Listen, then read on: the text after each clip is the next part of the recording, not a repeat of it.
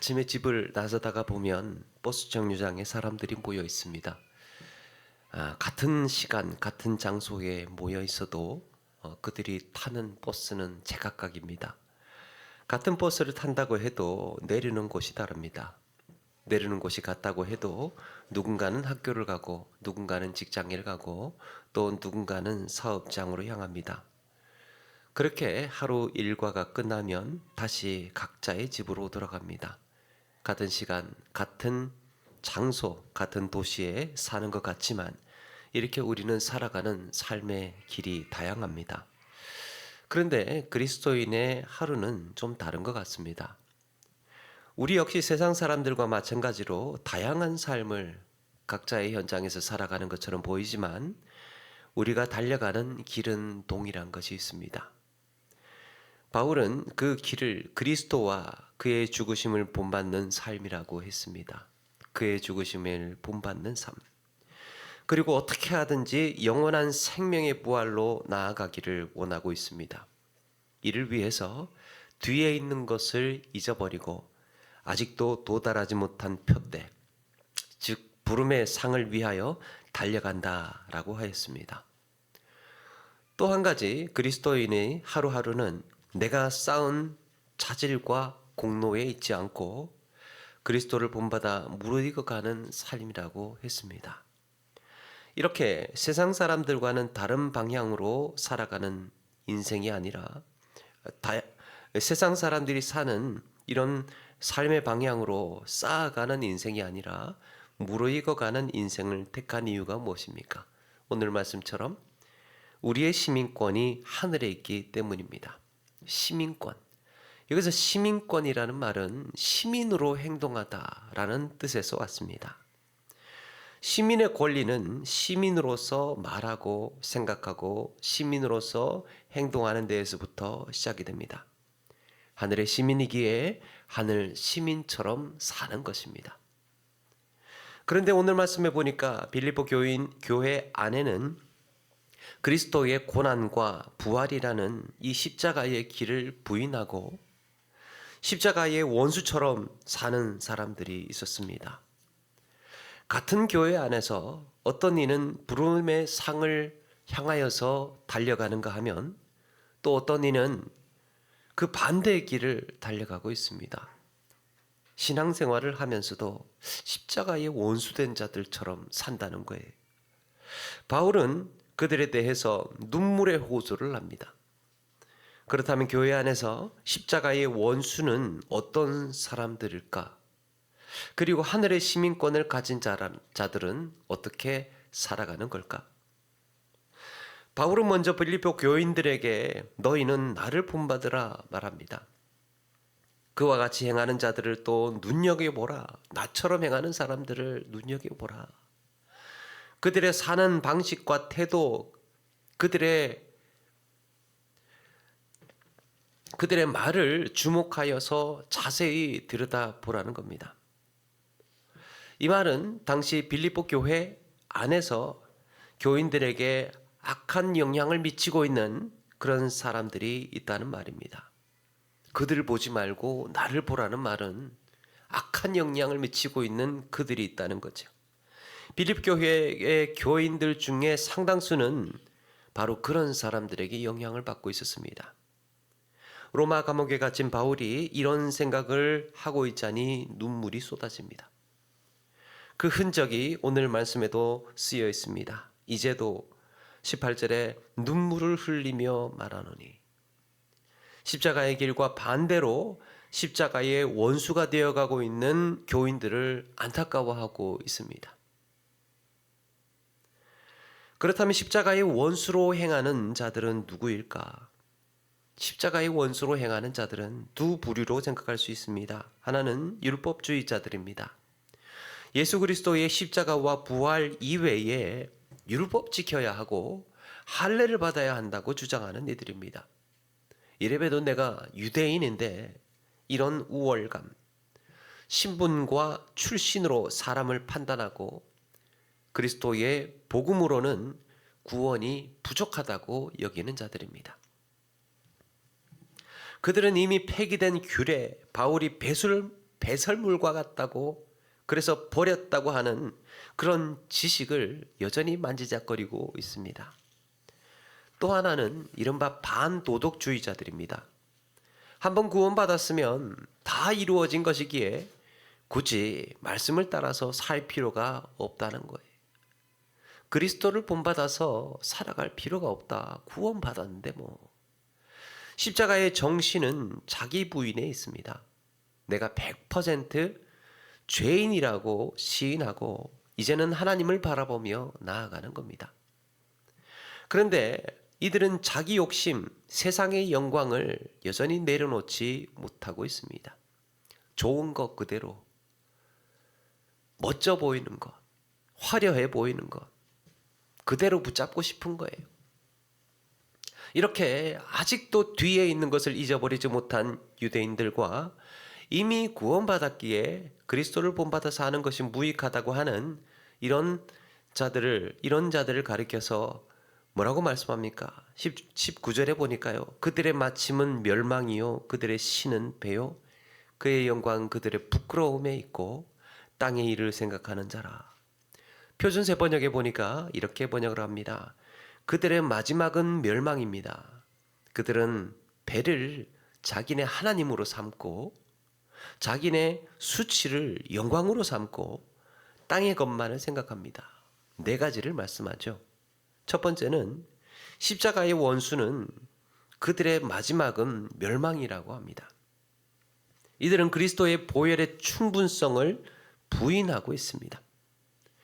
그래서 할례를 받아야 한다는 둥, 율법 지켜야 한다는 둥 하면서 뭔가가 더 필요하다고 주장을 합니다.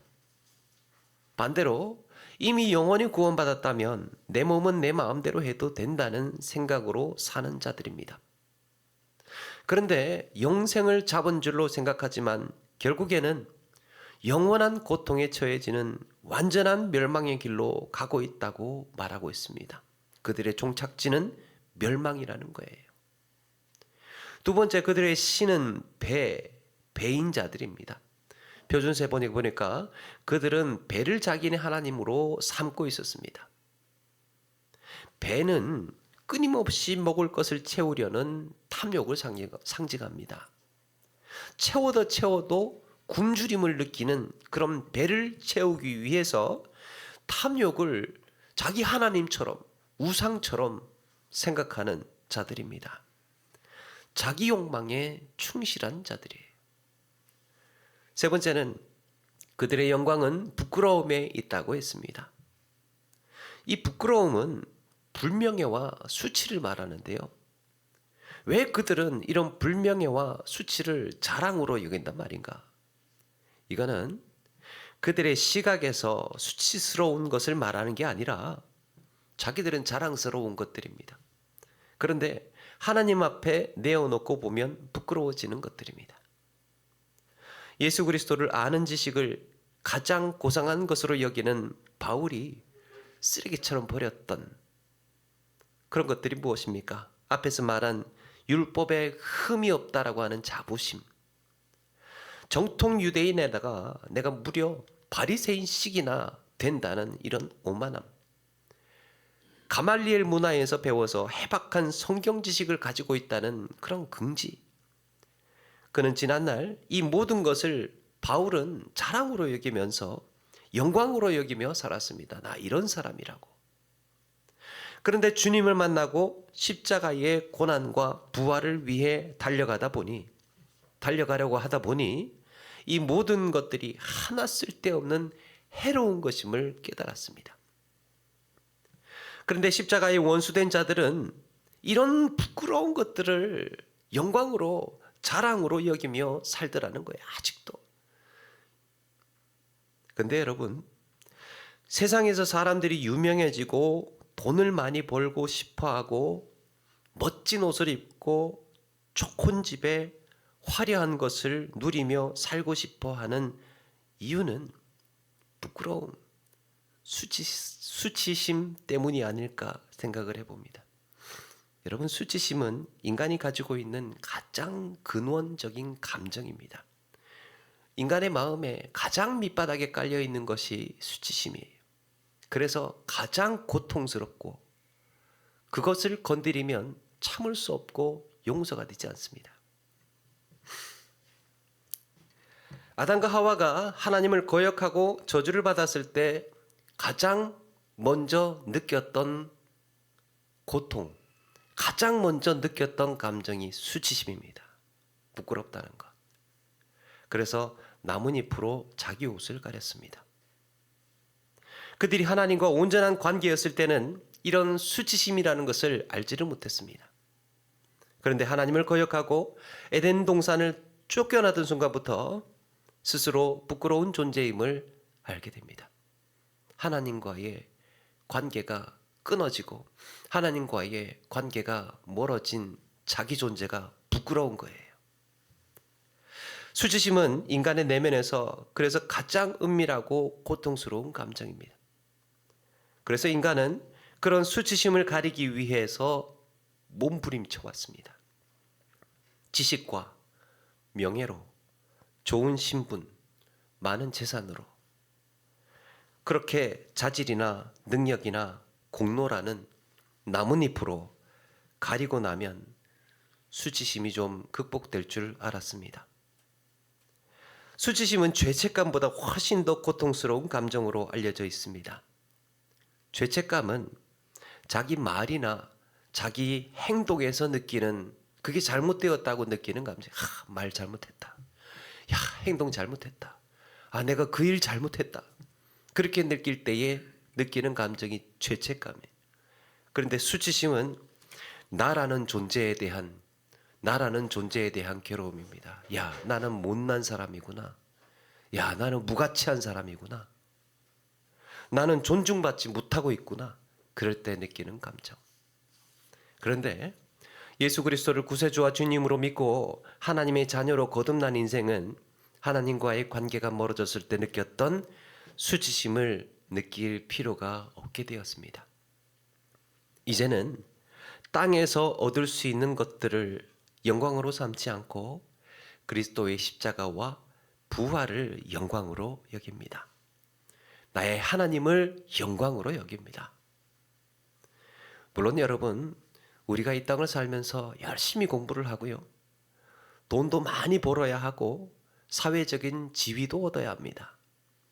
그러나 그것은 이제 부끄러움을 가리기 위해서 그렇게 하는 것이 아니라 하나님 나라를 위해서 필요에 의해서 하는 일들이어야 합니다. 그런데 십자가의 원수로 사는 자들은 네 번째, 땅의 일만을 생각하고 있습니다. 이들은 영원한 생명에 대한 소망이 없고 당장 지금 눈앞에 있는 땅의 일에 충실할 뿐입니다.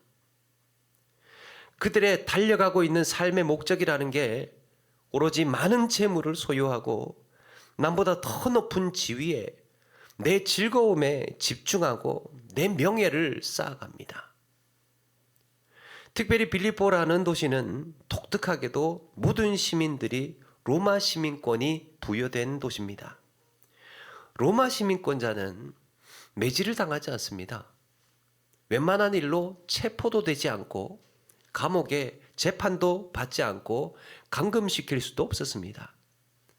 로마 제국에서 시민권을 가졌다는 것은 그들에게 이런 우월감을 주었을 것이고 사람을 신분과 계급으로 나누는 교만함을 가지게 했을 겁니다. 또 이 땅에서 부귀영화를 누리는 데에 매우 좋은 발판이 되었습니다.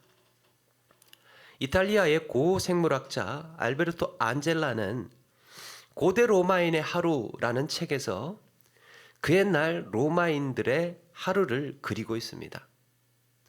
이 책은 고대의 로마인들의 하루는 어땠을까 하는 궁금증에서 출발합니다. 그래서 고대 문헌이나 발굴된 자료를 토대로 그들의 로마인들의 하루를 상상하면서 따라가 봅니다. 로마인들은 아침에 일어나면 노예가 세숫물을 가져오고 얼굴을 씻습니다. 여주인은 노예가 해주는 머리 단장을 받거나 옷이나 또 가발을 고른답니다. 아침 식사는 보통 든든하게 했다고 합니다. 빵과 우유 그리고 꿀을 넣은 수프가 차려집니다. 때로는 어제 남은 과일, 치즈, 포도주와 고기를 먹기도 한답니다. 점심은 간단했다고 합니다. 사람들은 저마다 자기의 일을 쫓아서 분주하게 움직였고 많은 이들이 로마의 포럼으로 나아갑니다. 이곳은 원로원과 법정 건물 신전이 있는 광장을 말합니다. 이곳은 유동인구가 많은 밀집 지역이라 늘 사람들이 붐비고 때로는 발디딜 틈이 없었습니다. 제국의 도시에는 공중목욕탕이 있었는데 곳곳에 높은 굴뚝에서 끊임없이 긴 연기가 피어오르곤 했습니다. 오후가 되면 로마인들은 콜로세움이라는 원형 격투장으로 몰려갑니다. 여기에는 전쟁 포로들을 끌어다가 맹수에게 던지고 범죄자를 공개 처형하고 검투사들의 경기가 펼쳐집니다. 수만 명의 관중들은 하늘이 뚫릴 듯 함성을 지르고 경기장이 진동을 할 정도로 발을 구르면서 열광을 합니다. 누군가는 죽어야 끝나는 이 오락이 그들에게 가장 흥미로운 볼거리고 유흥거리였습니다. 그렇게 누군가의 목숨이 끊어지는 순간에 그들의 함성은 폭발하고 절정에 달합니다. 이곳이 수백 년 동안 가장 좁은 지면에서 가장 많은 사망자를 낸 곳이라는 걸 아십니까? 단위 면적당 한 지점에서 죽어나간 숫자로 친다면 관중들이 가장 크게 흥분하고 환호했던 그 투기장이에요. 콜로세움. 가장 좁은 지역에서 가장 많은 사람들이 죽어나갔던 곳. 히로시마나 나가사키도 이만큼의 사망률이 높지 않았다고 합니다. 같은 면적 안에서 죽은 사람들의 숫자. 콜로세움이 세워진 이래로 수십만의 목숨이, 혹자는 100만에 달하는 목숨이 그 좁은 운동장에서, 경기장에서 죽어나갔습니다. 그들의 즐거움은 밤늦도록 이어집니다. 오만과 탐욕에 물든 저녁은 온갖 과일과 고기, 포도주와 음란으로 채워집니다. 그들의 수중에 들어간 속국에서 빼앗은 풍요로움이 차고 넘쳐서 그들은 밤이 늦도록 배를 채우고 배가 부르면 속에 있는 것들을 토해내고 다시 먹기를 지칠 때까지 반복을 합니다. 그것이 로마인들의 하루였습니다. 로마 시민권을 가진 빌립보의 하루도 크게 다르지 않았을 겁니다. 여러분, 우리의 일상도 크게 다르지 않습니다. 당시의 콜로세움과 같이 잔인하고 야만적이고 섬뜩한 경기장은 사라졌지만 여전히 우리의 내면에 잔인하고 탐욕스럽고 오만한 콜로세움이 존재합니다. 사람들의 말과 행동에는 은연중에 타인을 비난하고 타인을 깎아내리고 무시하고 누르려는 태도가 묻어납니다. 며칠 전에 한 기사를 보니까요, 비좁은 도로의 기싸움이라는 기사를 보았습니다. 좁은 길에 차가 치게 되면 오고 있으면 한쪽에는 조금 비켜서 상대편 차가 지나가도록 해줘야 하지 않습니까? 그런데 요즘에는 그렇게 안 한답니다. 서로 안 비키려고 더 세게 돌진을 한다고 그럽니다. 네가 서라는 거죠. 네가 비켜라는 거죠. 그래서 좁은 길에 기싸움. 이게 사회적인 이슈가 되었습니다. 도로 위에서 한쪽에는 끼어들려고 하고 한쪽은 양보하지 않으려고 자리를 내주지 않습니다. 엘리베이터에서는 사람이 내리자마자 문을 닫아버립니다. 빨리 올라가고 싶은데 너 때문에 지체했다는 암시를 주고 있는 것 같습니다. 드라마에 나오는 동창회는 또 그렇게 서로를 못 잡아먹어서 안달입니까? 그런 모임이 많다는 얘기 아닙니까? 사람들끼리 모이면 은근히 무시하고 조롱하는 자리가 허다합니다. 자기 욕할까 봐 화장실도 못 간다는 얘기가 우스갯소리가 있죠. 그렇게 우리는 말로, 눈짓으로, 행동으로 하루에도 수십 명씩 무시하고 누르고 비난하면서 처벌하고 있는지 모릅니다. 이것이 땅의 일을 생각하며 사는 현대판 로마인의 하루가 아니겠습니까? 그렇다면 하늘 시민권을 가진 그리스도인의 하루는 어떠해야 할까? 공교롭게도 또 이런 책이 있더라고요. 로버트 뱅크스의 1세기 그리스도인의 하루 이야기라는 책이 있습니다. 1세기의 그리스도인의 하루. 여기에는 믿음의 가정을 만나서 예수님을 영접한 1세기 그리스도인의 하루를 그리고 있습니다. 책의 저자는 그리스도인이 세상을 뒤집을 수 있었던 것은 그리스도인의 하루하루가 세상 사람들과 구별되게 살았기 때문이라고 말합니다. 우리가 주일날 예배 오는 곳으로 세상을 변화시키지는 못하고 우리의 이 교회 생활로 세상을 변화시키는 것이 아니라 그들 사이에 살면서 어떻게 하루하루를 살아냈느냐가 변화시켜 간다는 겁니다. 책 속의 주인공 푸블리우스는 브리스가와 아굴라 가정에 방문했다가 이후에 예수님을 믿게 된 사람입니다. 그는 예수님을 만나고 난 다음에, 예수 믿고 난 다음에 삶이 변화되었는데요. 당시에는 흔하지 않던 일이었는데 딸을 학교를 보내고 아내를 존중합니다. 아내를 당연히 존중하는 거 아니냐? 그 당시에는 그렇지 않았다는 거죠. 매우 이례적인 일입니다. 노예에게 자신의 잘못에 대해서 용서를 구합니다. 노예한테 사과를 하는 거예요. 미안하다고. 노예 주려고 고기를 일부러 다 먹지 않고 노예 주려고 고기를 남겨놓습니다. 가정에서 노예들과 함께 식사를 합니다.